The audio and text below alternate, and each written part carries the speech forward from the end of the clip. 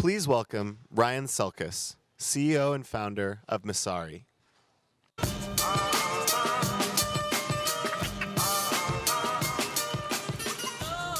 What's up, what's up, what's up, what's up? I'm so glad no one did that joke yet, so I had to double check. So for those of you who don't know me, my name's Ryan SELKIS, and I'm here to shill a token today. We'll talk about that later. Actually, I'm probably going to do the farthest thing from that, because my co-founder and I started Messari with an emphasis on token fundamentals, best practices, and getting this industry into, I think, its next era of disclosures and transparency. So, let's talk a little bit about where the token economy is today. Obviously, it is rampant with speculation, rampant with enthusiasm, and there's good and bad parts of that. One of the negative components to it is that people actually, I don't think, really understand what they're investing in or purchasing when they purchase a token. So you look at resources like CoinMarketCap, and you see these wildly inflated figures. You look at the amount of money that's been raised in token offerings over the last year, and you really get kind of sticker shock from the amount of money that's going into this ecosystem. And I think the telling thing is you can kind of track price movements and spikes and big run-ups and drawdowns based on something as simple as Google search history, and understanding that when search results spike, there's usually a corresponding spike in asset values. Really no tie to anything that could be construed as fundamentals. So when we think about fundamentals and we think about kind of taking the industry to its next phase of growth, we try to parse signal from noise, right? And that's a pretty overused phrase, but if you think about something as simple as market cap, we tend to look at the circulating supply and the price of a token, and we call that market cap. First of all, it's not market cap. There's no such thing as market capitalization. Maybe it's something like network value. But even still, that number doesn't truly capture the full value of these networks that are being created. And in fact, if you think about these and incorporate the treasury tokens that many projects hold, it's actually about 70% larger on a fully diluted basis than we see today. I mean, nosebleed levels for an industry that generally hasn't shipped anything that's being used outside of maybe Bitcoin and Ethereum in the networks.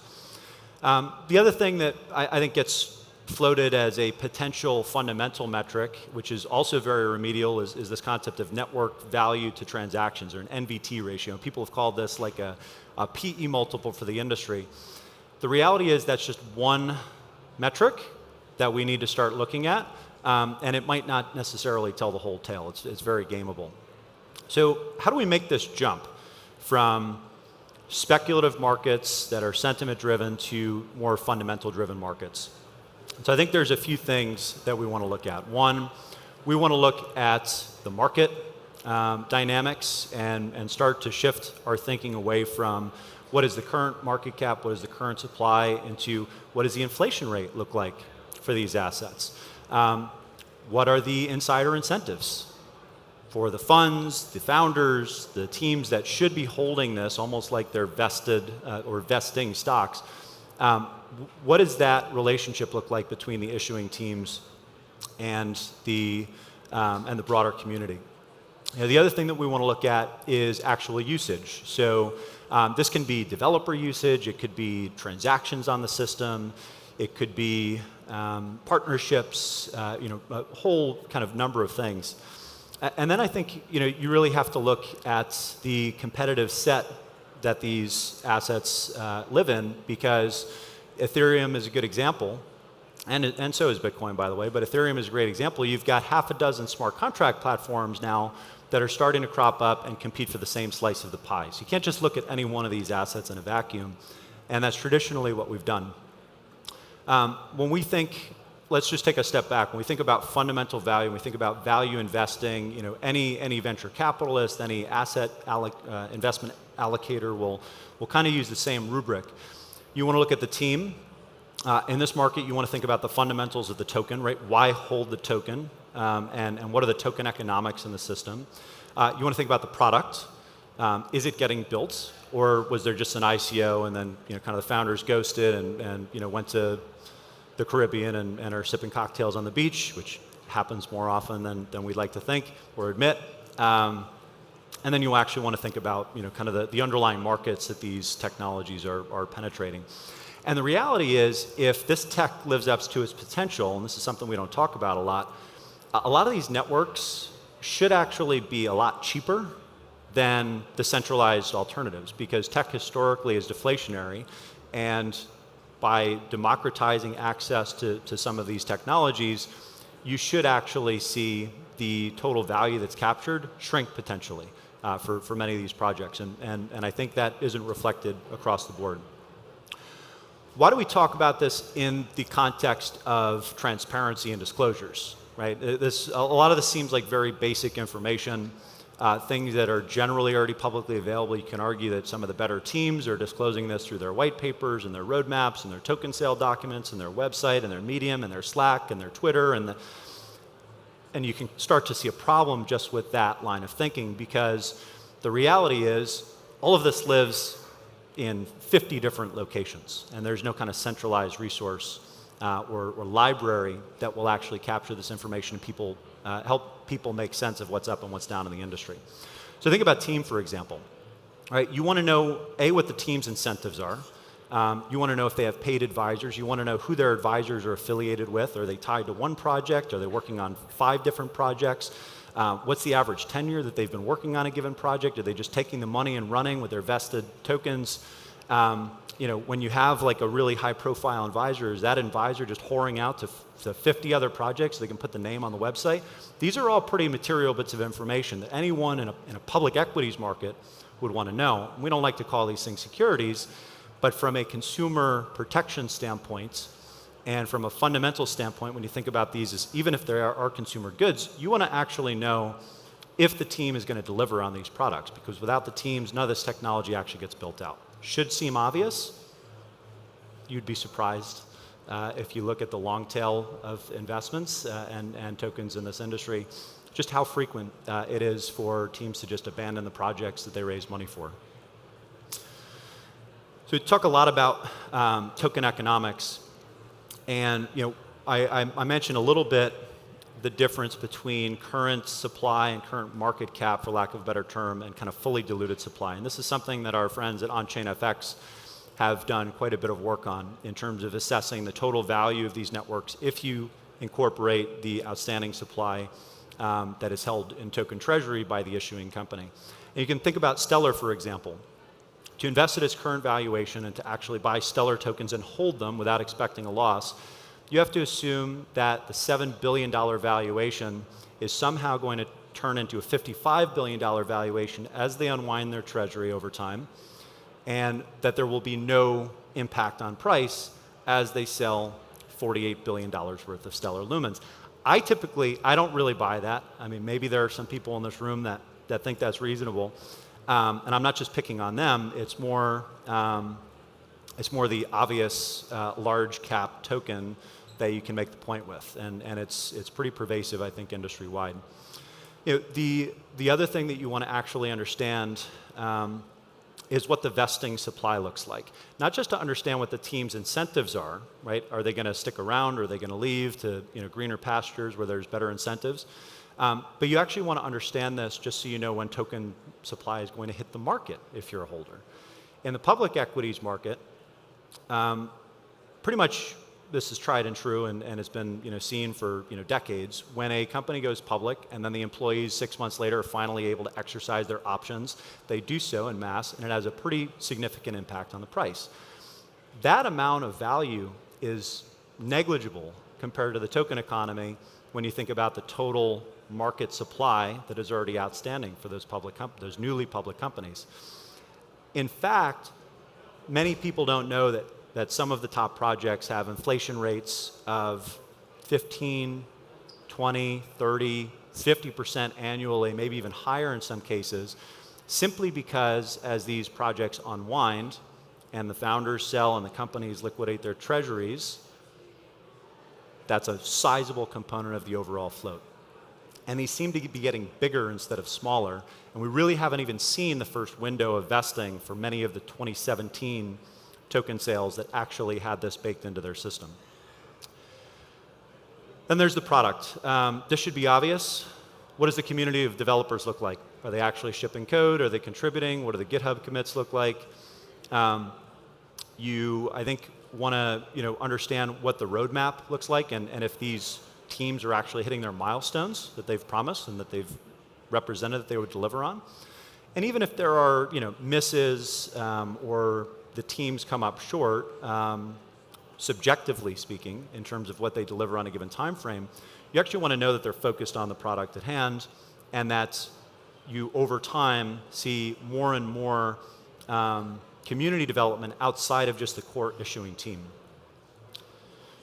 And then last but not least, I do think that we want to think about market health. You can call them exchanges, you can call, I know there's kind of this new trend to call everything a marketplace just so we don't talk about securities, because that's a hot topic with the regulators. But you actually, I think, really want to know how these things are being traded, where they're being traded. Are tokens being traded on compliant exchanges? Are they paying exorbitant listing fees? $5 million to get listing on a high-profile exchange, that should be a red flag. That's not disclosed anywhere. And I think you also really want to see the teams that are doing all the work to analyze their own networks, particularly when they are the primary controller of those networks in the early stages.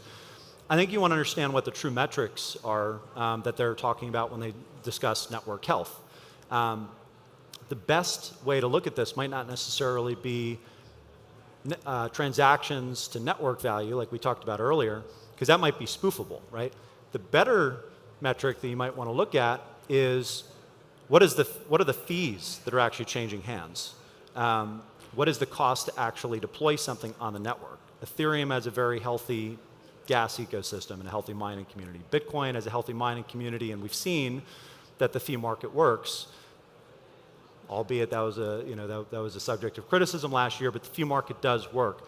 And I would contend that until you see some network fees that accrue to the community that's actually doing the work to manage these decentralized networks, it's either a centralized system or it's not getting used. So I think, have a love-hate relationship with some of the fees that are being paid to run these networks. So, what do we actually get from a fundamentals focus, and why is transparency so important here? The first thing that I think you need to think about is just taxonomy, right? How do we categorize these things? How do we think about the different sectors in this market so that you can actually compare apples to apples within certain sets versus apples to oranges? You don't want to compare Bitcoin to Agora, a prediction market. You don't want to compare Ethereum to Dogecoin.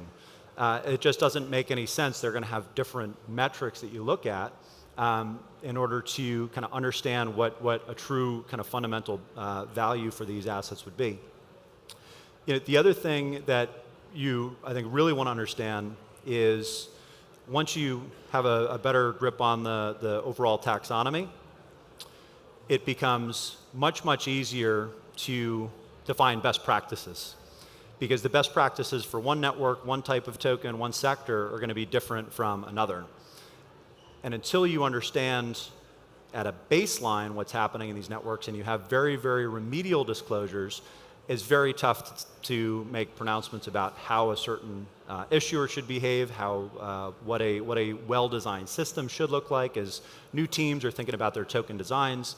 Last but not least, disclosures beget disclosures. When we think about disclosures, we're talking about things like supply and teams and advisors and where they're located in terms of a jurisdiction, and that's it. I mean, that's like front page of an annual report, going back to the public securities example.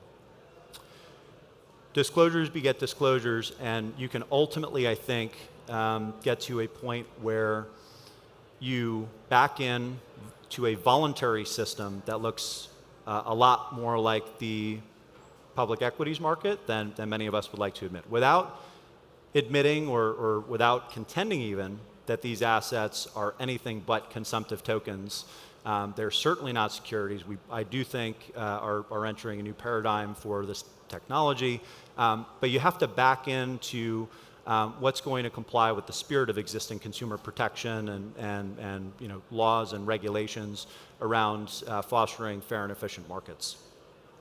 This is an economic case to be made. It's not just feel good, hey, let's do the right thing. There is a component of that, and I think ultimately there's a lot of interest just in the part of the projects in being good citizens to actually contribute to a system like this and to start thinking about better disclosures and the like. The issue is it's a massive and global coordination problem. I think we are going to be able to get there. I think we're going to be able to herd cats just because of the sheer number of parties that are impacted by this. And it's an economic case to be made for transparency because you look at advisors, you look at researchers, you look at token issuers, you look at advocacy groups, you look at listing platforms, anyone that's touching these tokens. They are really struggling to grapple with regulation right now. And if you don't expect there to be any regulation or meaningful coordinated self-regulation in the near term, maybe the best thing that you can do is to voluntarily try to come up with best practices and disclosures that will abide by the spirit of existing laws and regulations. You very practically want to stop doing redundant work. I guarantee you every single one of these companies on this slide has an analyst that's doing the same thing, doing the same analysis to actually scrub and understand what the comparables look like within their end market. The coordination challenge, though, basically means that we've, to date, seen about 30 different companies crop up and call themselves the Bloomberg of crypto. And we make light of that because I don't think you can have a Bloomberg, I don't think you can have a Thomson Reuters, I don't think you can have an S&P, I don't think you can have a Morningstar, I don't think you can have anything that we see in the traditional markets pop up until there is one standard open source public commons data library that exists that will be accessible, truly free, and can develop a network effect so that you can start to develop a number of other applications on top of that. And this really is, I think, a core data layer that is missing from this industry, and we haven't really seen anyone make progress on. So, if only there was some magical, fantastic company or a project that would rise to the challenge of this global coordination problem.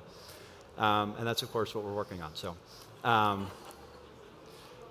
Messari actually just today released our Agora platform, which is it's an alpha right now. It is a crowdsourced database with information on thousands of crypto asset projects. It is an alpha, so we don't have thousands of projects listed yet.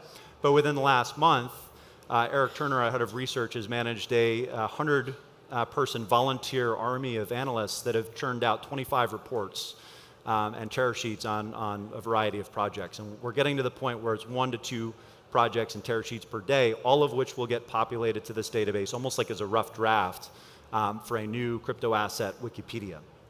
And I think over time, what you're going to be able to do is you're going to see be able to map the relationships between projects, between organizations, between individuals, and we're going to ultimately bolt on as much as we possibly can into this free public commons so that the data service providers and the others that are trying to add value on top of this are competing at the margin, and they're not competing over what is a token project's outstanding supply, which is a joke. I think we can do much better, and in fact, that's what our team is currently focused on, just the free, open, Crunchbase type of product. So we're really excited about that. The bad news is Crunchbase sucks, and it sucks for a few reasons. It's not because it's a bad company, it's because, or a bad information resource. It really is kind of the best available, and for those that don't know Crunchbase, they aggregate information primarily on private companies. The reason that it fails and really only gets you to, I think, 75% of the way that you want to get is because there's no reason and there's no mandate to actually make disclosures into this library. There's no, from the part of the private company, there is no benefit to not only disclosing for the first time material information in this database, but even the ones that do, there's really no reason to update it in real time or with any regularity, because these are private companies that have private investors and their stocks are generally less liquid. for this asset class, that's not going to be sufficient to just have a Crunchbase. Instead, what you need to do is you need to find some way to create enforceability around disclosures. So we can go a long way with social pressure. We're working on all of these voluntary reporting tools through our Agora database. How do you actually get the projects that have no incentive to just voluntarily come forth with this information necessarily? How do you gradually pressure them to come into the system? And I think the answer is to look at the regulatable entities within the industry, the ones that are worried about regulation, the ones that know they stand to benefit from improvements in transparency. And that's the exchanges, the listing platforms, the advisory groups, whether they're legal or marketing, and the funds themselves, who could potentially, depending on how the SEC reacts, be dealing in unregistered securities. There's a lot of pressure on those institutions, and I think there's enough will right now, based on the last 6 months and the progressive fear that's starting to permeate these markets, particularly in the token sale markets in the US. I think the time is now that we can get those organizations together to put the pressure on the projects and actually say, let's create a very basic disclosures framework and data resource that you can contribute to so we're all playing by the same rules. It's still a coordination challenge, though, and this is where crypto comes in, and we get really excited about how you could actually coordinate this through economic incentives.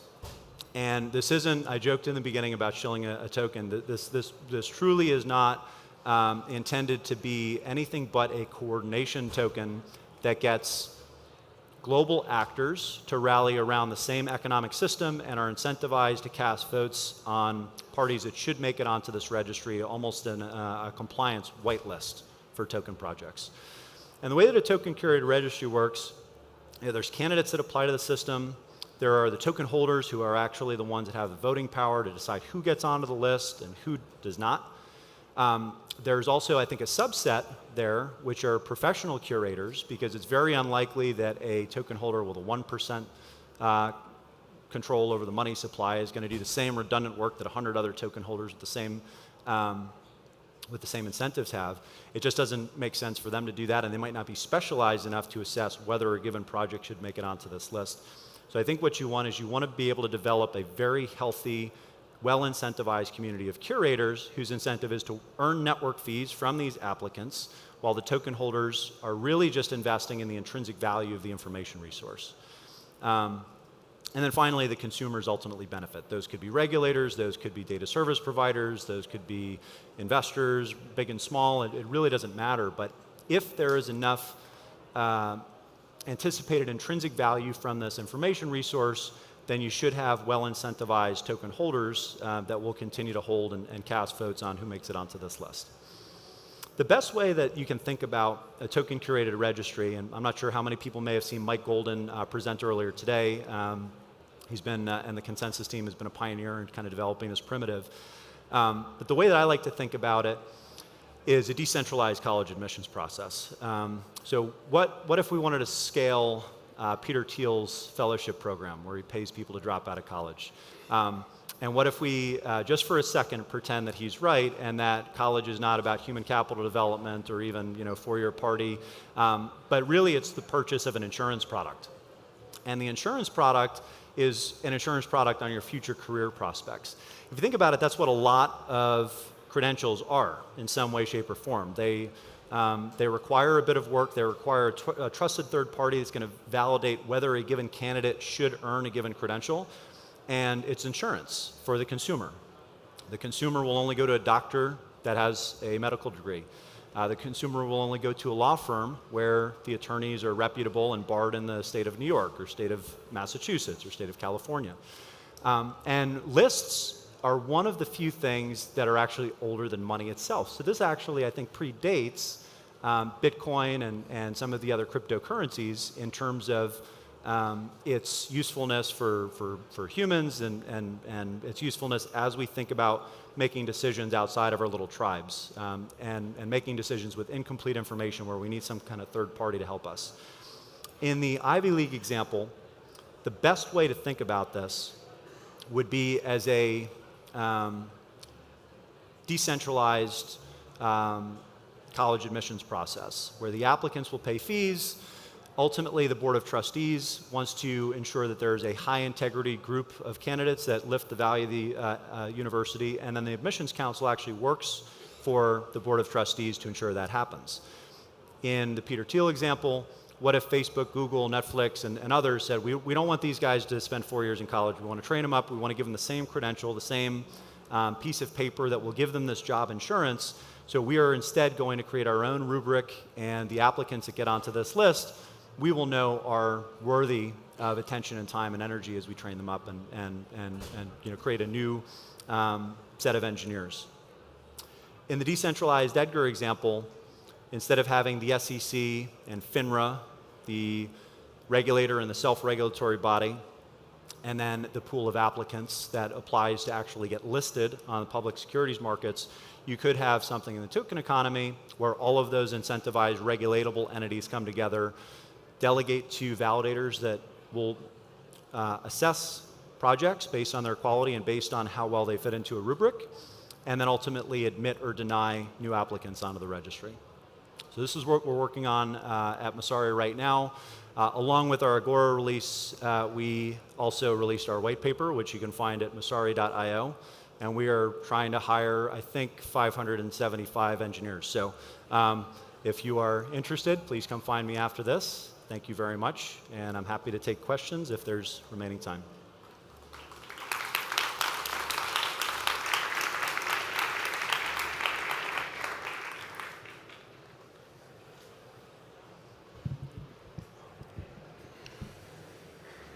Sure. So thank you, Ryan. My name is Bonnie and I'm a private blockchain consultant. And before this, I used to work in financial services, advising and listing in capital markets. And the really interesting thing is, I think that a lot of different jurisdictions at the moment are considering disclosure obligations in relation to ICOs. So from a jurisdictional perspective, how do you see that applying, given that different countries are thinking about, what is the best practice way to, launch an ICO? So how would your company take into account that aspect? Sure, it's a great question. So we've created what we call our NOVA principles, which are to just start very basic. Instead of coming out with a 26-point disclosure document that looks like an S1 or a 10K, instead you start with the super remedial stuff that is non-controversial, it's objective and easy to quantify, it's verifiable, so it doesn't take a whole lot of work to understand whether it's a true statement on the part of the issuer, and then most importantly, it's actionable, right? It is material for the investors or the users of this information when they're thinking about either making an investment decision or building on a given platform. So we can build off of that in the future, and that can fit, I think, a number of different jurisdictional frameworks, but the things that we're talking about will be table stakes across jurisdictions and across regulatory bodies globally.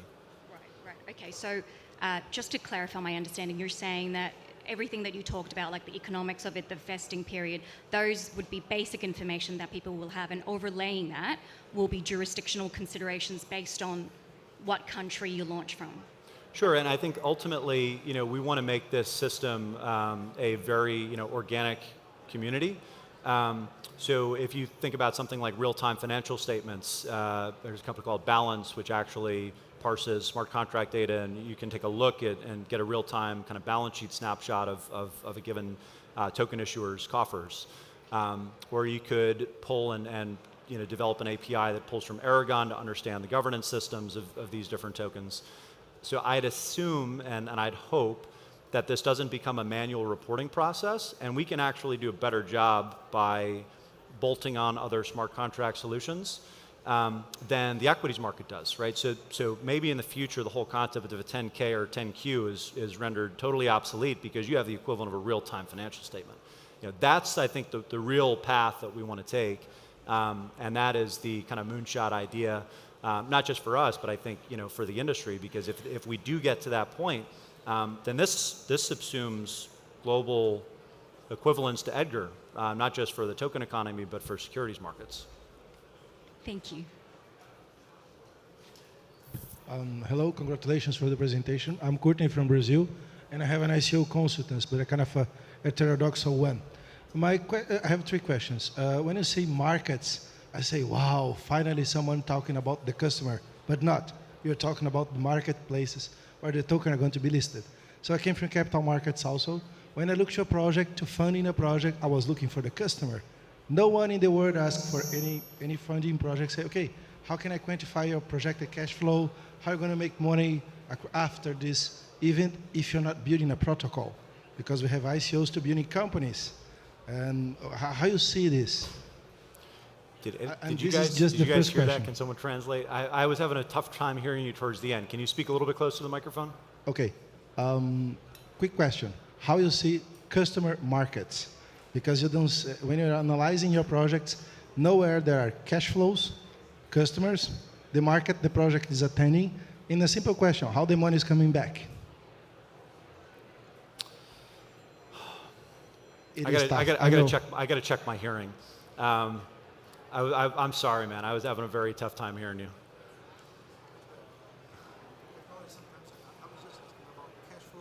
Customer data, you're going to build a project. How the project is going to make money after that? Sure. Okay. Great. So, how do projects actually make money? You know, this is probably the fodder for a different presentation, but I think cryptocurrencies themselves need to become true global stores of value that people will treat like they treat the euro, like they treat the dollar, like they treat any traditional store of value. On the other hand, there's crypto securities, right? They have the same characteristics as traditional securities. You just use the enabling technology a little bit differently to maybe open up new asset classes and bring liquidity to less liquid systems. This middle component, utility tokens, I don't think we know exactly how they should be priced yet. I don't know that there are cash flows that are associated with them. Certainly that's true for some types of network tokens, like Numerai is a good example, Augur, where you must own and stake tokens in order to earn network fees. Something like a token curated registry, I think you need to believe in the intrinsic value of the information resource, and you need to believe that the applicant fees will actually accrue to the curators and those that are doing the work to manage the registry. So what I like to think about, and this isn't even, I don't think, a joke anymore, but if Trump disbanded the SEC tomorrow, what would the financial services community pay to ensure that the Edgar database remained intact? Maybe they would strip out, you know, Sarbanes-Oxley or you know, other more cumbersome reporting standards, but Bloomberg and Thomson Reuters and all the investment banks and all of the hedge funds, they rely on that reporting infrastructure, and there's intrinsic value to that as an information resource. It's, you know, probably somewhere in the billions. I don't think, you know, you can quantify the exact value of the Edgar database, but we need to think about how do you re-engineer something like that without an SEC that has the backing of the DOJ and kind of the men with guns to enforce this. Hi, I'm Dennis Adamo from Celestial Technologies, a blockchain developer, and I work with specific industry verticals. Basically, my question is, what of the top 200 altcoins are in compliance the way you're suggesting? Who is reporting, and why would they report if they don't have to? I mean, that's been the whole spirit of this market. This whole entire rise of ICO was based that this is an alternative financial financing opportunity. And basically what this does is pulls it back into a reporting, burdensome, possibly, you know, opening up all kinds of liabilities for companies and developers that could never ever meet these kinds of standards. I mean, why do you think this is going to help evade the law or play gymnastics with SEC codes? No, I don't think that at all. I think that a lot of this information is already public, and some of the better teams in the market are very actively transparent with their communities about how they're using tokens, what their balances are, what their vesting schedules are. And I won't name names because I don't want to omit good teams, but I think that there are dozens of projects that will be interested in contributing to this right off the bat. Okay, I haven't seen any. Thanks. Well, that's not true. All right, and thank you again for coming out today. With the initial coin offering kind of being under such criticism with people raising absorbent amount of money and not necessarily delivering on their product, and the idea of the interactive coin offering that Vitalik had wrote about a few weeks back, do you see Messari as potentially a platform for people to go out, carry out ICOs, or something else, or something hybrid in between?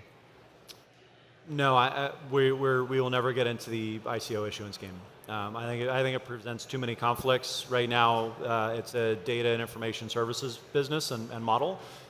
If we ever did something like that, we'd have to be completely divorced from the project. Otherwise, it just wouldn't make any sense. So maybe when this is actually fully decentralized and we've distributed 100% of the tokens, sure, I think it's fair game, but we wouldn't do anything that would present that kind of conflict. So once you're done doing this with the crypto space, are you going to do it for other asset classes? And if not, why not? After we're finished with crypto, we're going to do it with other asset classes. Equities, et cetera. Yeah, I think I answered that in the first question a little bit. I think the ideal scenario is you have a product that is just much better and stronger than the existing status quo, and that crosses jurisdictions and allows for more real-time reporting versus the incumbents. Am I good? 2 minutes? Okay, one more. Hello, my name is Joe. Quick question. Is the information in Messari maintained in a centralized or decentralized way, and how you're going to manage that? Yeah, so the information today is centralized in the sense that we have a volunteer analyst community that is churning out these research reports and actually contributing this data.